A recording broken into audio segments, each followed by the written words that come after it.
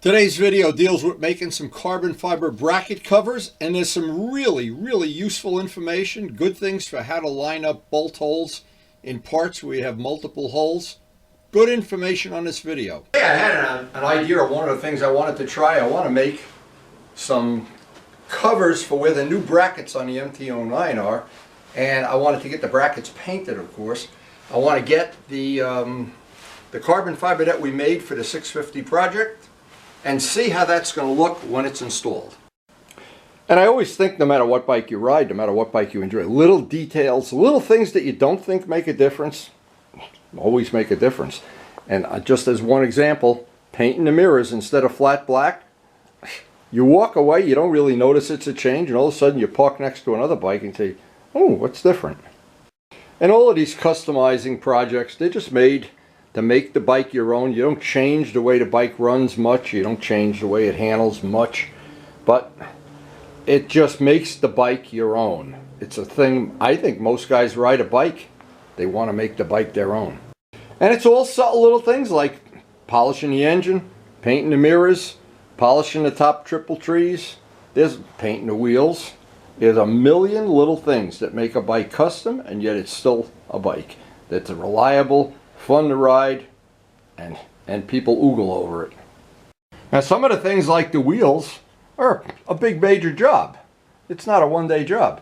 But some of the things, the little details, now on this bike, this one side cover that I made, and it's all carbon fiber, and it's that one piece that covers the top half of the shock. I think that changes the whole look of the bike in one convenient piece. And the other thing that I think is special, when you can paint the trim on the bike instead of putting stickers on, wow. It's because the paint can go all the way around the end. The stickers always end at some indiscriminate place that you don't want them to end. A funny story, I was watching an old Bitchin' Rides where the guy brought in I think it was a Charger, and he had him take all the stickers off and then paint the stickers on the side and the top of the car and make them just a little bit different than the way they were. And that changed the whole look of the car because they wrapped around the hood edges. And little things like the logo that John POTHIER designed, it changed the whole look of the bike. They're small details, but in the end, they make the bike your own. So the first step on this, I want to get the brackets all off. I want to take them down and paint them. Once the paint dries, when they're up by the heating vent, it doesn't take long for them to dry in this weather. We are really in a cold spot right now. And then we're going to try to, in this area here, we have a little carbon piece here. We're going to make the equivalent thing coming up here. I'm going to need to make a pattern, and I have the carbon fiber that's left over. I made a whole sheet for when I made parts for this bike. I made a sheet, it's on the video, and we still have the remnants of that. We should have enough to make these parts too. And by the way, making these parts, that's all on that restoration, at 650 restoration, 500 hour. It's all on the video, all on the channel. You put my name in quotation marks and then the word carbon fiber, and up comes the carbon fiber videos. So the first thing was to disassemble the whole windshield assembly and get the brackets painted today. I got them in prime, they'll be dry. Another cup of coffee and we'll be back ready to put the black on. Now we're in such a good holiday mood, out come the snowman coffee cups. Oh my God. And this looked like it dried even flatter, so I can't believe I'm painting things flat black and liking it. Now I got two different kinds of paint that dry flat. I wanted it to dry, I did a test and they both dry flat, so it really doesn't matter. Flat black, I just don't want to see these parts, I want them to disappear.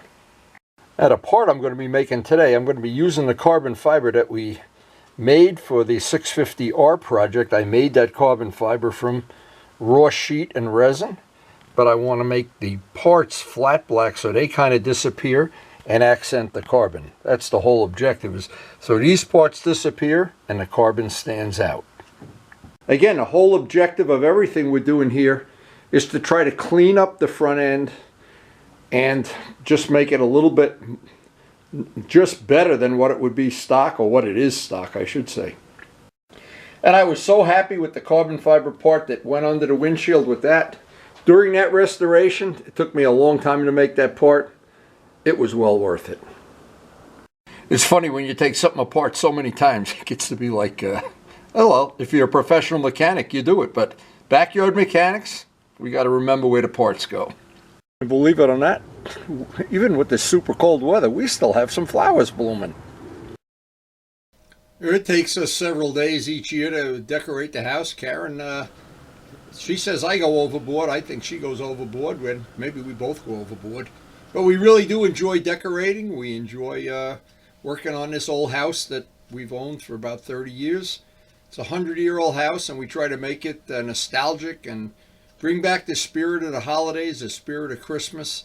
It's a multi-religious family, so we are a multi-religious family, so we try to celebrate everything. Everything is an excuse to have more cookies. Karen's even got the stockings hung on the stairway here. And of course we have one for Buddy. Oh boy. Amazing I get anything done in my shop. So while I'm doing my thing here in the world, I see the cookie sheets are out. It's only and M&M's. I'll take a few samples. Good. This is what makes for a good marriage. Lots of cookies, lots of M&M's, and a garage full of motorcycles. Very distracting to have the smell of cookies in the house. Oh, but so worth it. Okay, all the parts are dry, and these are the parts, the stock parts that they replaced. And I don't know if it's a little too shiny black. I was hoping that would be a little bit, well, you're really not going to see these, but this is what I hate about flat black. You do flat black things and no two are ever the same. But anyway, okay, we're ready to go do a little test fit of what we want to do here. So the first step is to bolt everything back, and we've done that so many times, I can kind of do it in my sleep. In the last 3 days, I've taken this apart about 100 times. So having all this stuff bolted down and just the way it would be, and I'm even going to do a test fit of the windshield, of course. Now, it's the part in here, and I want to make a pattern without the windshield being in the way.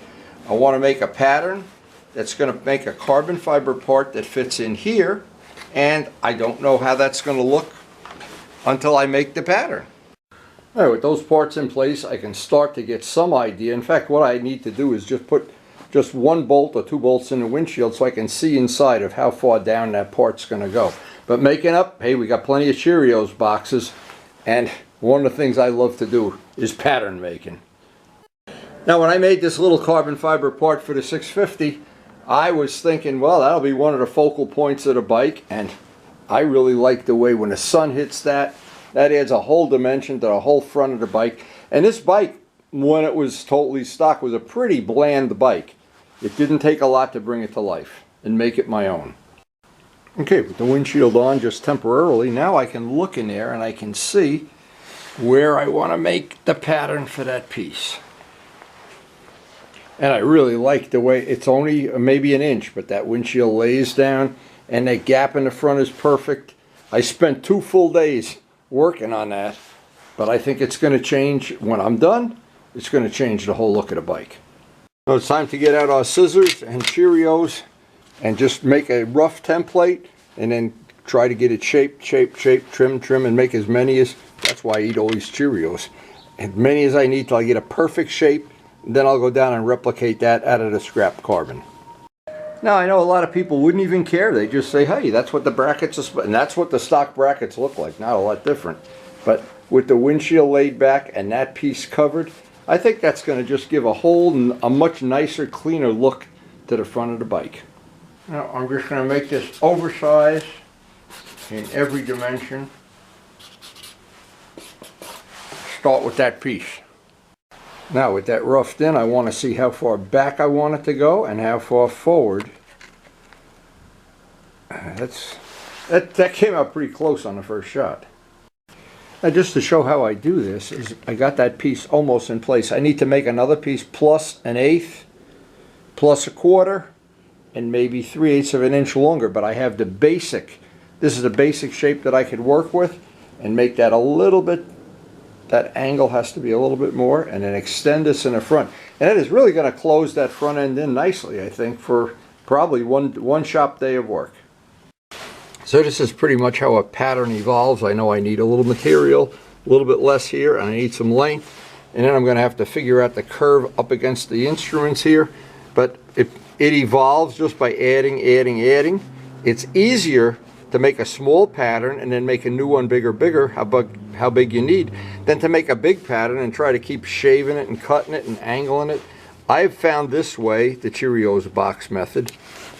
This works pretty well for me. So after another dry fit, I can see I've got to remove a little piece there, but little by little I'm chipping away at it, chipping away. Now, a lot of people, this would be alien stuff for them. You'd use a lot of Cheerios boxes. But if you use that method that I showed, make a little piece, make it a little bit bigger and bigger until it's really almost right, and be patient as can be. Because from these pieces, we're going to cut those carbon fiber pieces out very accurately. Now I've got it pretty close. I've got to check, I got to put the windshield on and make sure I have this angle. I don't have any interference up here before I go any further with that. That's the next step, is to make sure I don't have interference. And I see what I have is an interference fit with the top of the windshield, because the windshield has a curve, and I did that with a straight line. So I'm going to take some of that off the top and make that a very gentle curve. So I have the two patterns made. They're just slightly different, and I just want to make sure that I have a left side and a right side. I don't make two right sides or two left sides, because we want to use the good side of the carbon, of course, on the outside. So before I even start cutting the carbon fiber parts, you know I have to take a free sample, but I have to get permission. I think they have to cool down a little bit. Another batch in the oven now, another batch cooling. Oh man. This is great. This is an easy way to speed up carbon fiber production. We'll just have to have some coffee and some cookies, and then we'll get down to work in the shop. And it's time for a free sample. These cookies, this makes carbon fiber go, oh my god, are they good. Oh my god. I gotta make more carbon fiber parts. That's all there is to it. They are, Karen, they are wonderful. Okay, so the first part of what we're going to do, we decide which side of the carbon fiber. This one has the air pockets. This is where we use the release agent and everything. I think we used the saran wrap on this. It doesn't matter. We were going to finish this anyway. These are parts that I made for the other bike, parts for the 650. But we still have some of the material left over. By the way, if just common knowledge, this is called twill, carbon fiber twill. I wanted this to match the fender, the hugger, and all of the parts, so they're all matching, they're all from the same batch. And it has a pretty nice shiny finish. You can polish that up a little bit if we want to. But I want to find, I'm trying not to waste this material. I want to find where I could effectively use this, that I can get two for the price of one maybe. I'll get two this way. Yeah, it looks like that would be the most efficient way to do it. Okay, so the first thing is, once I know that I'm going to do that. Now, a lot of people are not familiar with working with carbon fiber, and so it's kind of a mystery. You wonder, oh, I have watched a couple of videos on YouTube of people that have bought the carbon fiber kits and run into problems. Well, the thing is, when you want to work with carbon fiber, you should watch a lot of videos. And the ones I have that I've tried to, the ones I've posted, they're basically made for people who have never used carbon fiber before. So there's the 101 of using carbon fiber. Now, first thing, you're not going to be able to take a pen and write on this and make a pattern. So I always use painter's tape. Any blue tape will do. Any tape will do. So it doesn't even matter. But the point is, we don't want to waste a piece of this carbon fiber. But again, it is expensive. It's not cheap. And I want to thank Dave Midgley and Dick Hewitt, of course, who supplied the carbon fiber for pretty much all of my projects. And their sponsorship is most appreciated. Anyway, this is and again, it's kind of a 101 how to make carbon fiber parts, but we have our little Dremel saw, and that saw has cut a lot of carbon fiber. And when you cut carbon fiber with a Dremel saw, you wear out a lot of blades. The blades are not made to cut carbon fiber. Now, The other thing we don't want to do is make two left sides, two right sides, just like a modeling thing. Like I tried to share that information because people that haven't done that, haven't built model airplanes, don't realize how easy it is to do that. It's really a problem. Now, these have a slight curve, so I want to make sure they are slightly different. And I should be able to, in my wildest dream here, is get two for the price of one. See, I can't do this, or the good side will be on the wrong side. That's why I mark these, which side is out. And again, that's 101 information, carbon fiber 101. There's always a good side and a not so good side. So we want to have them separated just a little bit. And now a question is, I'm going to trace these carefully. I don't need that one on there now. But I wanted to show this is to always trace it out. Because when you're sawing this, the saw tends to wander. It picks up the grain in the carbon fiber. And so if you lose the line in the middle of a cut, it's a real problem. It can really ruin your whole day. So let me show you a really good trick. This is a trick worth its weight in gold. First thing, if you make your own carbon fiber, which I do, that it's about a third the price of buying it. You could buy these sheets, but boy, are they expensive. And you also, when you make your own, you can control the quality to finish a little bit better. Sometimes you get these and they're scratched, or then you wish you did it yourself. So what I want to do is I'm going to do the outline of the part in tape. Now the reason you think this wouldn't be important, when we start cutting this, there's going to be dust everywhere, of course. Also, if I stretch tape down, it makes a nice straight line. If you put just a little tension on it, this is really a good tip, by the way. And I have cut up a lot of carbon fiber and then said, it's a little bit, I'm off or whatever. And boy, it gets me crazy. Anyway, we will lay this out carefully. Now, normally, if this were a structural part, if this were a part that was going to hold anything, or we had to make two exact joints, this is not that kind of a part. This is really just a cosmetic part. So what I'll do is I'll cut right into the edge of the tape. When I'm making something where two parts have to fit exactly, then I leave them a little oversized and do the final after they're sawed, because the saw doesn't make a nice cut. This will have to be hand sanded in and then polished. So what I want to do is, if I were to want these two parts to be an exact fit and touch just like that, then I would have to make it oversized and then do the last little bit with a sanding block, grindstone, belt sander, something, or a hand fit. Just like when you make a hand fit anything, even an engine for a car. It's a lot more time, a lot more energy. Now, so we do have the part. Now I'll do the same thing with the other one. And then we'll get the saw out and get ready to cut. So what I'm always trying to do is figure a way to make this, because it's going to run into the saw. If I leave this in one piece, I got to kind of trim this off. I always save the scraps. I always save the scraps from everything, the aluminum and the carbon and even steel and exhaust pipe stuff, because someday it's uncanny how you need it. Now with all that overage taken away, now we can get in the saw and get real accurate cuts, go slow as accurately as possible, and trim these out. I'd like to get them as accurate as possible right in the beginning, so I have very little grinding and sanding to do at the end. Now, obviously, when I'm not making video, it's a good idea to wear a mask, that's for sure. Breathing any carbon dust, not a great idea. So by cutting on the inside of the line, which I'm trying to do accurately, I've minimized the amount I'm going to have to sand and bevel that edge. And I'm going to go through all the parts on the inside line, try to get these as accurate as possible. It's a good idea to use a fine-tooth blade, slow saw speed, and be prepared to buy some extra blades.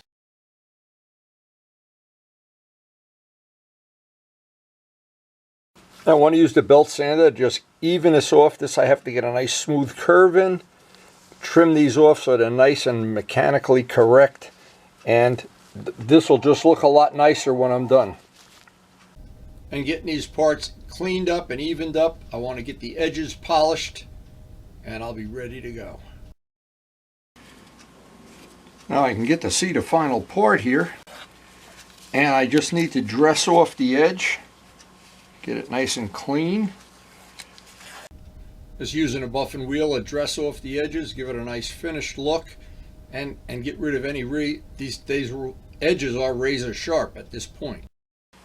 And one final thing before I go out and install these, I had an idea in my mind that I'd be able to, since these are cosmetic and they're not really holding the wheels on or anything, I thought what I'd be able to do is I have some heavy duty industrial Velcro that I'd be able to use, just make two little pieces of Velcro so these could go on and off real easy. And if that doesn't work out, of course, plan B is to just put some bolts in, get the matching bolts to the other pieces, but carbon fiber polishes up pretty quickly. And we'll be ready to install this in just a few minutes. Oh, but the smell of cookies in the house here is killing me. All this Velcro from making camera mounts and other things, and this real industrial stuff is really strong. It's crazy strong. I'm going to see if I can use this. Let's just see. This is, we could use the black, I guess would be better than the brown. Try to make up some little pieces, and boy, when you put this on, this is unbelievably strong stuff. But I've got to go out and do that in the garage. And if this doesn't work, I actually had the radar detector hooked on with this at one time. If this doesn't work the way I plan, I'll drill holes and get matching bolts. Yeah, but I really hope the Velcro works. That'll make it a lot easier, a lot quicker. Now, the first thing I want to do is I want to permanently mount the windshield one time to make sure that all four of the screws line up and I've got all my alignments right. And then, and only then, will I figure out exactly how I want to do this. First choice is going to be Velcro. But again, if I can't, I'll just put, I have matching bolts. And if I don't, I'll go buy some. Now, I know it may seem like this is really overkill, but it really isn't, because I'm making sure all these bolts are still floating. All of the four screws on the brackets are just a little slightly more than hand tight. So what I want to do then is make sure I have all my gaps, all the clearances, and then I'll take the windshield off and I can set those pieces in place. But this is one final thing to just get it absolutely lined up perfectly before I put that Velcro in there and do that test. Okay, now I know the windshield is totally lined up, and I want to make sure these are plenty tight, but I don't want to lose that alignment. Remember, these have a little elongated holes, so there's a little bit of fine tuning. That's why you need to mount the windshield before you actually super tighten the bolts. Okay, so what's going to happen now, I need to get the piece in place, put some blue tape on it, and trace where that Velcro is going to go. So I have two matching pieces. After to get the alignment on this, I'm just going to put blue tape where I don't want the Velcro to go, and then where it's exposed, I'll know I can get the Velcro pieces in there. That actually will be pretty nice if the Velcro works, but again, I always have plan B just in case it doesn't work. And that tells me exactly where the two pieces of Velcro have to go. Now I'm going to try to cut these, and they're not real fancy, just have to be roughed out. One side with the teeth, one side with the other, and it should press right on. And I want to clean with acetone where that part is going to go. I know I've got fingerprints and wax on there, and of course do the other side too, so I'll get a good bond. So that is really on there, and this is industrial strength. This is not stuff they make for I don't know what they make the other stuff with. It's called heavy duty Velcro, and I've actually had the radar detector held on with this for a while until I came up with the jivvy bag. And the teeth part is on here, and it should be a relatively simple thing.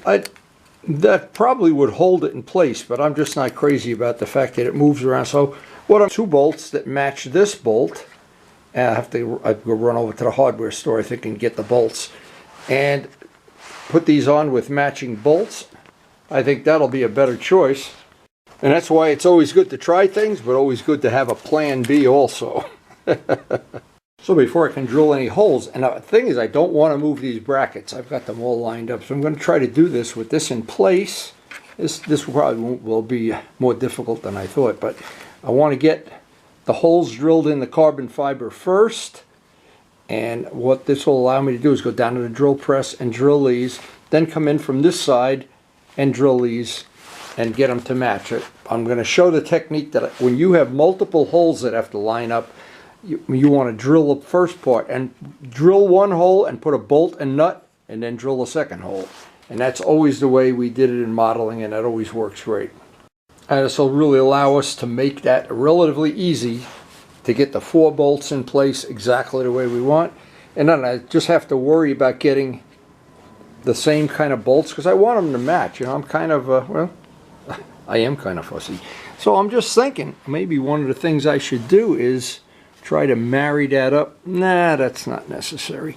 I want to do it where they're not going to be, I was thinking it would be cute having both that way. And then I could always have the choice of somewhere down the road get the black bolts. Like some of the bolts on this bike were black and I polished them, but I like the polished bolts better. Now I looked through my collection of bolts and luckily I do have enough, and I've got to get 4 that match, and if I don't have them the right length I'll have to trim them. So it looks like we will have enough bolts to do this. I just want to be real careful when I drill the holes. So what I wanted to share here is, this is a little thing I bought from Harbor Freight because I have thousands of these bolts. I never throw the bolts away. And here's what it does. That just saves you a little bit of time when you got to put the bolts back, as opposed to having them laying all over the bench. And this is a very handy tool. Good tip. And again, I never throw the nuts or bolts away. I want to see if I have nice castellated nuts in here. I don't know if I have the right size. Nope, I guess I see one. See, this is what's going to be nice if I have 4 that match. That'll be really sweet. And they have the washer built right onto them, and they're locking all at the same time.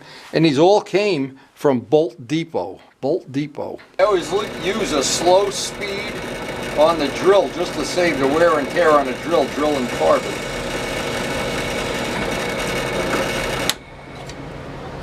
I want to make sure I've got it a tight fit on the bolt, not a sloppy fit. Oh, bolt isn't even going to fall out. Now I want to repeat this tip because this is a really good tip, and a lot of people it slips by them. We want to get 2 holes in those 2 brackets without disturbing them. I want to have this as accurate as can be. So I'm going to put the piece in place, hold it in place, and drill 1 hole. Put 1 bolt in and tighten the bolt. Then using that'll hold that in place. This will be my drill guide for drilling the 2nd hole. And that's a good modeling practice, good machine shop practice. And that is really a good tip. I want to share another really good tip. Good tips you learn the hard way. This is the glue. When you take the Velcro off, the glue always stays on the part for some reason. That glue is almost impossible to get off. Well, there's one way. This is good old-fashioned acetone. I just soak it in acetone, and I'll bet within a minute I could peel it up with my fingernail. That's the only stuff I know that'll get that Velcro glue is just like, it's awful. It's like chewing gum. So I've got some blue tape, just temporarily hold it in place. I'm going to drill 1 hole from this side, and again put 1 bolt in, and then use that to drill the 2nd hole.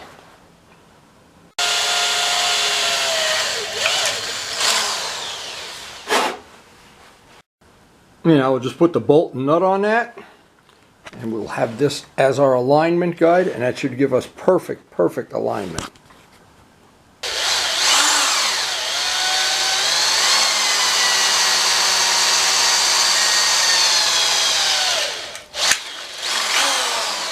That is really a great tip, and I hope that's something you can use in the future to get really nice alignments. And these castellated nuts from what do you call? From Bolt Depot. Well, they're beautiful. And once you get a little bit tight, now you can take your hand away, and they just lock right in. They have that serrated edge at the back. And I'll just replicate the same thing on the other side, and we are good to go. And I didn't like the bolts sticking out in here, so I found 4 bolts. Actually, pretty lucky. 4 of the bolts that look like exactly the right length. Just make it have a little more of a finished look.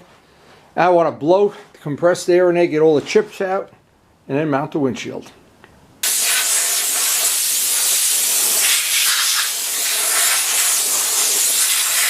Now as I'm buttoning this up, I always think everybody's definition of a custom motorcycle is just a little bit different. And to me, the thing I like to have is something that you don't notice right away. People walk by your bike, they take a look at it, they Google it or whatever, but they don't notice something. But they know something's different, and they're looking and looking, and then they just can't figure it out. And all of a sudden they're looking. This little modification of the windshield going back, I spent 3 days now. Made brackets, made parts. And you know what? I think in the end, to me, it's going to satisfy my need to have something just a little bit different. But it wouldn't satisfy everybody, that's for sure. Some people would rather bolt on, aftermarket parts, whatever. I get a lot of satisfaction out of making my own parts and making them custom so you don't ever go somewhere and somebody's got the exact same parts. Okay, the last thing is the little dots. I want to look at how this is going to look now from various angles. It fills in that gap, and with the windshield laid back more, that gap is not something that just jumps out at you. I really like the way that came out. And again, everybody has a different idea of what they like to do to a bike. This floats my boat. And having that, I know there'll be very few people that ever even notice that's laid back, but I'll notice. So after 3 days of suffering out here in the tundra with this project, you would think that would be a lot easier than it was. 3 days of working on this, and I had to split the video up into 3 parts for obvious reasons. I'm not going for the Academy Award here. Anyway, when I took that outside, I really can't take pictures outside today. It's raining, but I want to get outside, do a nice photo shoot now from a lot of angles. From where you ride the bike, it looks so much better because I was looking at the windshield. Now I'm looking at a little bit laid back angle, and a small change makes a big change in a motorcycle, and that's true. And when you make your own parts, you give a lot of satisfaction at the end of the job. So one of the things I always try to do in a video, not leave out any steps, try to show how I work. I don't work with any complicated tools and machine shops at my disposal. It's all simple stuff, simple tools you can buy in Harbor Freight, in fact. But anyway, that's part of what I enjoy about motorcycling. But the real thing I enjoy more than anything else is riding the wheels off these. If you couldn't ride them, there'd be no point to having them. So, I hope you did enjoy the video, and we do try to post up a video every day or so, unless we're in the hospital for being out in the cold too long, which we may be very soon. So as I look back over the last 3 days, and this has been 3 brutally cold days out in that garage, the small details that I do to motorcycles, I have my own idea of what I want a bike to look like. I always want it to look like something the factory might have made. I don't want something with, too radical, or something that makes the bike uncomfortable to ride, or impractical to ride, or just to be custom to do something silly. I like these modifications to be well thought out, and something that I think you got to look at twice before you even realize it's there. I think you could, if you park this bike next to another MT-09, you might not even notice it until you look at it close from a lot of angles. But the fact is, I notice it. And in the end, I'm the only one I really have to please.